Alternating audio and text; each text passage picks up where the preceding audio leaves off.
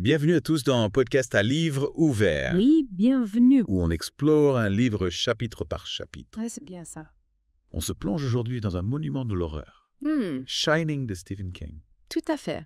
Prêt pour une exploration glaçante. Absolument. Shining, c'est une plongée dans les ténèbres de l'âme humaine. Ouais, Un récit qui vous glace le sang et vous hante longtemps après la dernière page. pour ceux qui n'ont pas encore lu, on suit Jack Torrance, Oui.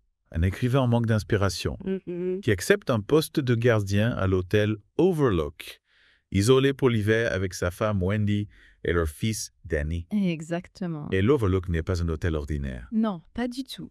Dès le début, King installe une atmosphère inquiétante. Oui, tout à fait. L'entretien d'embauche de Jack avec Ullman, le directeur, est déjà révélateur. Oui. On perçoit chez Jack une fragilité, une soif de réussite qui le pousse à accepter ce travail sans vraiment mesurer les risques. Oui, on sent que Jack est un homme au bord du précipice. Ouais. L'Overlook, c'est pour lui une chance de se reconstruire, de renouer avec l'écriture. Ouais. Mais c'est aussi un piège qui se referme sur lui. On l'apprend rapidement. L'hôtel a un passé sombre, marqué par des drames et des violences. Et il y a ce personnage énigmatique, Albert Shockley, mentionné par Ullman, un ancien gardien qui a sombré dans la folie et massacré sa famille. C'est comme si King nous mettait en garde dès le départ. Ouais. L'histoire de l'Overlook est vouée à se répéter. Et au milieu de ça, il y a Danny, Oui. ce petit garçon doté d'un don particulier, le Shining. Il perçoit des choses que les autres ne voient pas. Exactement. Les résidus psychiques du passé, Oui. les pensées les plus sombres des gens. Danny, c'est notre boussole dans ce labyrinthe de l'horreur. Sa première vision dans l'hôtel est glaçante. Ah oui? La femme morte dans la baignoire de la chambre 217. Une image qui le hantera tout au long du récit. Ouais. On comprend que Danny est hypersensible, force obscure qui rôde dans l'Overlook. Et sa rencontre avec Dick Halloran, le chef cuisinier, est un moment clé. Ah oui, c'est important. Halloran, lui aussi, possède le Shining.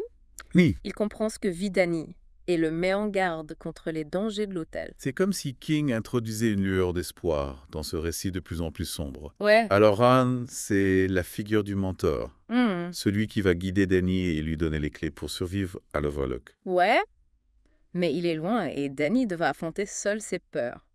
Et puis il y a ce thème qui traverse tout le roman, l'alcoolisme de Jack. Oui. C'est une faiblesse qu'il tente de combattre. Mais l'isolement d'Overlook va réveiller ses vieux démons. L'hôtel, avec son bar fantôme et son barman spectral, Lloyd, devient une tentation constante. On sent que Jack est sur le fil du rasoir. Ah, Que ouais. chaque jour qui passe le rapproche de la chute. L'Overlook est un catalyseur. Oui. Il amplifie les failles de ceux qui y séjournent. King est un maître pour installer cette tension, cette ambiance de suspense qui vous tient en haleine. Oui, tout à fait. On sent que quelque chose de terrible va se produire, mais on ne sait pas quand ni comment. Exactement. On a laissé la famille Torrance face à un hiver glacial prisonnier de l'hôtel Overlook et de ses secrets. Danny, avec son Shining, perçoit les signes avant-coureurs du danger, tandis que Jack, déjà fragile, cède peu à peu à l'emprise de l'hôtel. La tension monte, on sent la situation se dégrader. Oui.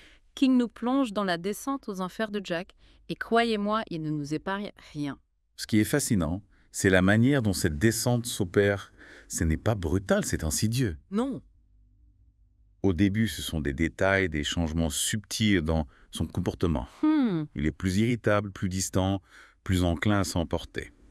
Oui, l'ombre de l'homme qu'il était plane sur lui, menaçante. Exactement. On voit bien que Jack lutte, qu'il essaye de se raccrocher à sa raison, à son amour pour sa famille. Oui. Mais l'isolement, le poids du passé de l'Overlook et ses propres démons intérieurs le rongent peu à peu. Et l'hôtel, avec ses multiples tentations, ne fait qu'aggraver les choses. Ah oui. Le bar fantôme avec son barman spectral, Lloyd devient un refuge pour Jack. C'est là qu'il se laisse aller à ses pulsions, qu'il nourrit sa dépendance à l'alcool. Une dépendance qui le ronge de l'intérieur, le transformant en un étranger pour sa propre famille. C'est là qu'on voit tout le talent de King pour dépeindre la psychologie de ses personnages. Ouais. Il ne nous présente pas Jack comme un méchant dès le départ. Non. Il nous montre un homme en proie à ses faiblesses, manipulé par des forces qui le dépassent. Ouais. On comprend sa lutte, on ressent sa douleur, et c'est ce qui rend sa chute encore plus terrifiante. Et Danny, avec son innocence et sa sensibilité exacerbée par le Shining, devient le témoin impuissant de cette transformation. Ces visions de plus en plus terrifiantes sont comme des cris d'alarme que personne n'entend. Ces visions, ces flashs du passé sanglant de l'Overlook sont autant de pièces d'un puzzle macabre que Danny tente d'assembler. Ouais. Il est le seul à voir la vérité, à comprendre la menace qui plane sur sa famille, et pourtant il est impuissant. Il y a cette scène épouvantable où Danny voit les 2 fillettes assassinées dans le couloir, un moment marquant qui nous montre que l'hôtel n'est pas seulement hanté par des fantômes du passé, mais qu'il est le théâtre d'une force maléfique tapie dans l'ombre prête à frapper. Absolument. Et c'est intéressant de voir comment King utilise l'espace de l'hôtel pour créer une atmosphère de plus en plus oppressante. Ouais. Les couloirs interminables, les chambres vides, le labyrinthe d'eux, tout devient un symbole de l'enfermement de la perte de repères. Wendy, elle aussi, est prise au piège de ce cauchemar. Mhm. Au début, elle apparaît comme une femme soumise effacée, mais face au danger, elle va révéler une force insoupçonnée, une volonté farouche de protéger son fils. Wendy incarne la résistance face à la folie qui s'empare de Jack. Oui. Elle refuse de céder à la terreur, elle se bat pour sa famille, même lorsque tout espoir semble perdu. Sa transformation est tout aussi fascinante que celle de Jack, mais dans un sens opposé. La scène où elle découvre le manuscrit de Jack, cette litanie de phrases insensées est un moment glaçant. Ah oui. On comprend, alors que Jack a complètement perdu pied, qu'il est devenu un prisonnier de l'Overlook. Oui. L'homme qu'elle aimait n'est plus. Ce manuscrit, c'est la manifestation tangible de la folie de Jack, de sa désintégration mentale. King nous montre comment l'isolement et la pression psychologique peuvent briser un esprit même le plus solide, et le lecteur, lui aussi, se sent pris au piège, assistant impuissant à ce drame familial. La tension monte encore d'un cran lorsque Wendy réalise qu'elle est seule face à un mari fou et un fils en danger. L'isolement devient total, l'atmosphère irrespirable. Oui. On retient notre souffle.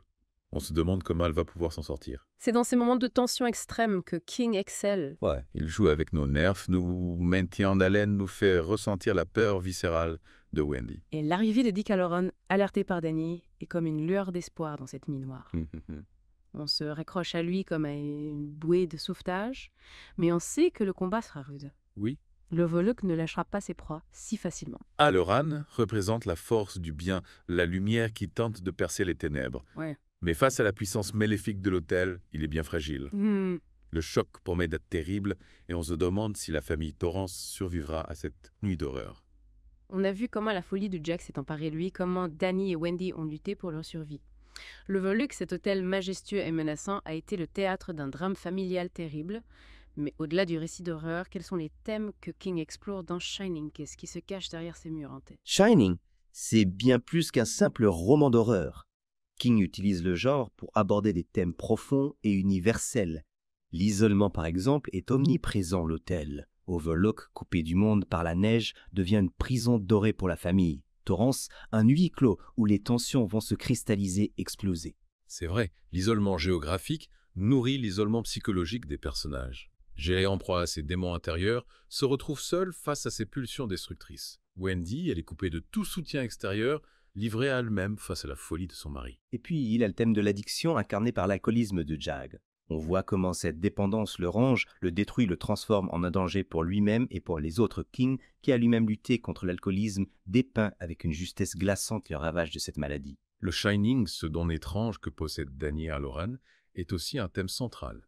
C'est une capacité extraordinaire qui les relie au passé, au présent, aux pensées les plus sombres des autres.